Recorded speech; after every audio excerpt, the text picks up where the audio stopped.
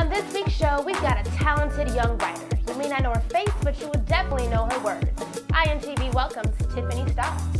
Hey, I'm Tiffany Starr, and you're watching me on I'm Next on INTV.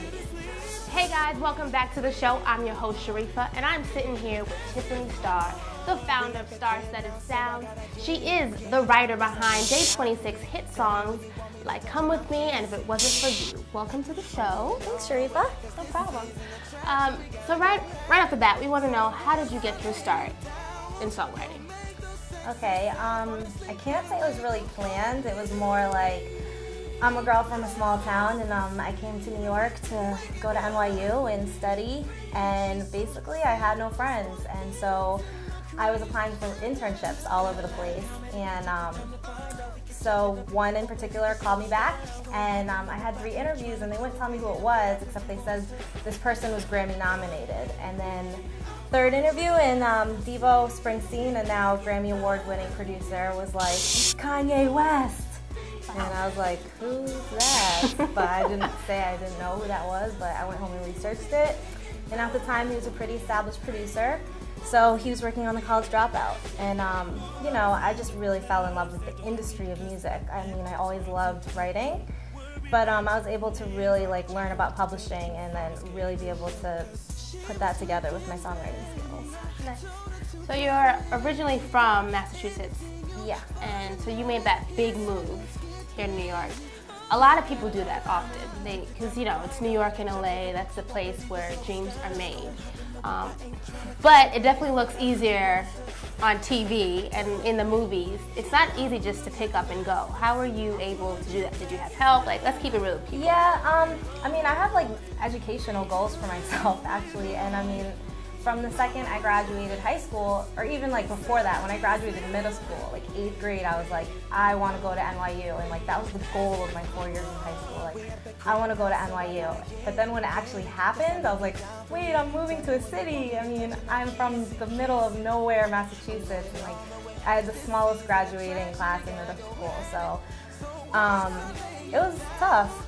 But after the first year, I loved it. The first year, though, I didn't know if I was going to stay. And also, I think it's important to let them know that Tiffany didn't just move to New York and said, I want to be a writer, and boom, she got lucky and she got an internship. She can write. That's what you did before you went into songwriting. You were a writer. Yeah, yeah. I mean, I went to Boston College even when I was in high school and was on a special writing program, and I was winning awards for writing. But I do want to say this: definitely indulge yourself into majors involving writing if you're going to college. But songwriting is a completely different boat, and you want to be extremely creative and you want to know a lot of vocabulary and words and all that, but songwriting is its own entity. It helps if you got an A or 2 in that English 101 class, So after you finished your internship, you graduated college, what was the next step? How did you get involved with Bad Boy? Wow. Well, I didn't plan on anything. I basically just went one day at a time. I went to a vocal coach. I mean, when I say you have to learn every aspect of it, from the business to, I mean, I don't sing, and I went to a vocal coach. So, you have to do all that. I learned how to engineer, taught myself Pro Tools. I got in the studio and I would watch other people's sessions and be like, oh, what button are you pressing? I'd learn all about vocal producing, and I compiled about 5 songs into a little small catalog. And I was walking down the street on my way to my vocal coach, and I walked by Diddy's studio, and I begged an A&R to listen to my music, and he was like, no. And then I walked by so many times that the doorman, the security guard, was like, hey, listen to her stuff, or basically shifted his head and pointed to the A&R, and he was smoking a cigarette, and I was like, let me come upstairs and play these songs, and he's like, all right, you better not be whack, you better not suck, and I was like, all right, maybe I'll come back another day. But whatever, I went upstairs, and Diddy flew me to Miami a few months later. Like you said, you were walking by Diddy's studio every single day, and was it that you were just lucky, you just happened to be in the right place? How much of all of this is luck, would you say? You know what? I don't really like put it as luck. I don't really know how to answer that question because maybe it is luck, maybe it's not. But I do know one thing, and that's that I don't take no for an answer, and I am very persistent. So if that A&R had said, you know what, you're a nobody, we don't want to hear your music, I would have just tried the next A&R and the next. And you know, it's not just A&Rs. I mean, get yourself the right entertainment lawyer. Get yourself someone that can get you the meetings and that has clout and that knows people. I mean, go to all the networking events, BMI.com, ASCAP.com. They point you in the right direction, you know, as they did me. So there was no way. You know, if your music is of quality, there's just no way if you don't take no for an answer. So now we are going to have questions sent in by the fans on Facebook of INTV. So we're going to start with Brian Collins. He's a producer from Philly. Shout out to you, Brian. And he wants to know, what qualities does a songwriter look for in a producer? Oh, wow.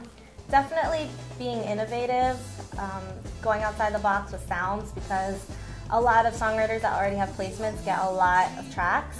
And hopefully, you know, they're open to listening to them, and I think a lot of them are. But when you send it, you know, don't just like send, like the sounds have to be quality sounds. Like don't just take like generic beats and like drums and like fill it up. Don't give me an empty beat and make it dynamic. And also like, I'm not, like I don't know about other songwriters, but I don't like having like snippets. Like don't give me a 1 minute snippet. I have no idea, like I can't catch the feeling in that, and I probably won't write to it. Jabril Shahid from Brooklyn is in the house.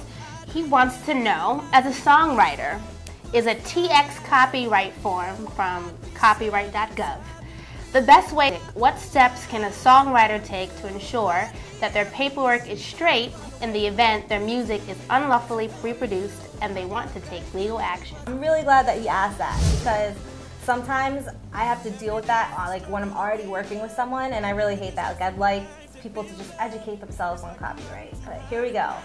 Once your music is in fixed form, it is technically copywritten. So that means if you have a little recorder, if you're on your iPhone and you record something, technically it's copywritten because you put it in fixed form. But here's the thing, you can get sued, right? So you want to, you know, back up, and I mean, no songwriter is going and submitting it to this. Copyright.gov? No, I think I did that like years ago because I didn't know what I was doing. But no, you know, register on BMI.com or ads.com. I mean, that's not a copyright thing, but at least they have your back. If you're signed to one of those performance royalty networks, you know, they can explain to you more in depth, but, you know, make sure it's in fixed form and make sure that you have your documentation. The next question comes from Mitch Kuzminski. He's originally from France, but he also now lives in Brooklyn. Brooklyn's in the house again. All right. He wants to know, when you listen or you pick a track, do you listen to the quality of the sound, or do you picture the mixed, mastered, finished product? Yeah, I mean, make sure it's mixed a little bit, like show that you have that kind of quality. A lot of producers that I work with also mix, which is awesome. So it's a plus to really get to know all that. So that's it for the Facebook questions. We want to thank you so much to Jabril, Brian, and Mitch for submitting your questions. We really appreciate it. So tell us more about your publishing company, because you're actually signed to Universal, which is really cool. Yep, I'm signed to Universal Music Publishing. It was a great decision. Yeah, I'm really excited about the future of my publishing company, Starr Studded Sounds, STARR, StuddedSounds.com. Check it out, and you can also check out my amazing, incredible artist, Erin Christine, E-R-I-N, Christine. She's an incredible singer, 1 in a million, don't miss it, and she plays keys. Great. And as always, you can check everything about Tiffany right here on our site at imnexttv.com. Thank you so much for watching, guys, and we will see you next week. Bye. Bye-bye. On next week's show, we've got talented soul jazz singer Saunders Sermons in the house. And ladies, you won't want to miss this because he's dishing about Maxwell.